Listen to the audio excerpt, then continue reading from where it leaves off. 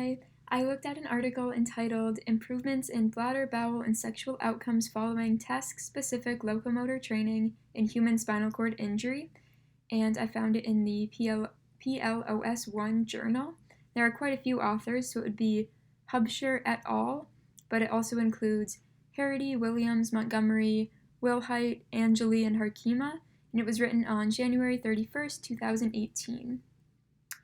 So this research is investigating whether LT can improve bowel, bladder, and sexual function in humans at chronic spinal cord injury time points. So the research participants were undergoing 80 daily 1-hour sessions of LT on a treadmill or 1-hour LT and stand training on alternate days. And bladder, bowel, and sexual outcomes were measured through urodynamic assessments and a questionnaire form at pre- and post-training time points. So looking at the outcomes of the research, first, there was a significant increase in bladder capacity, voiding efficiency, and detrusor contraction time. So bladder capacity was measured through a cystometry, and I had to look up what detrusor contraction is, but it essentially happens when the bladder is full and the receptors within the bladder become stretched and stimulated, and this is how urine gets pushed out of the bladder.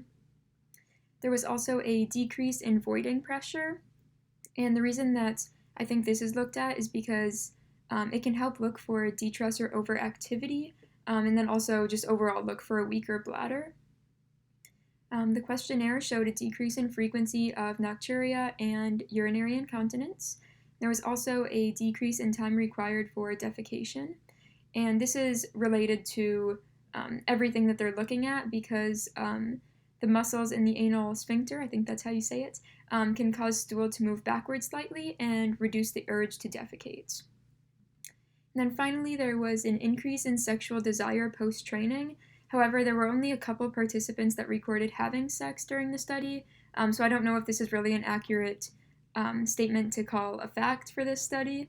I also think it's really interesting that the study looked at desire, because I would think that would be more hormonal. I kind of thought the study would focus more on erectile hardness or the ability to ejaculate.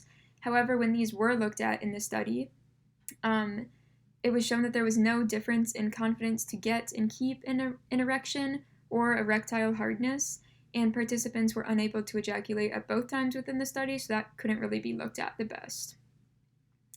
So I think this research is really important in locomotor training and physical therapy. First, just seeing the effect that it can have on pelvic floor activities is really important and stresses that LT should be used. I also think it's important, though, that we continue to look at and see what the best combination is. So whether this is alternating LT with stand training, or I saw something about epidural stimulation and possibly just alternating all of these and just figuring out what the best combination is to get the best outcome. I also think it's important that when treating a patient, we always think of their goals, of course. So if there's a certain way to treat that helps better with bladder, bowel, or sexual outcomes, and that's what the patient wants to focus on, then we should know what to do and honor that. Even if we want to focus more on different outcomes, we always need to keep in mind what the patient wants. So I had a couple takeaways or things that I kind of wanted to reflect on from this article. The first is that sexual desire was increased, and this really shows the emotional component of physical therapy and how everything is related. So if someone gains confidence in one part of their life, it's going to change things in a different part, even if it seems unrelated. I also thought it was important to note that nocturia was improving, because I feel like this just plays a really big role in quality of life. Of course, confidence will be increased with just about everything that was in this study, but I feel like being able to get a better night's sleep just helps with quality of life a ton. And then just overall, I would really like to see the comparison of LT to absolutely no training.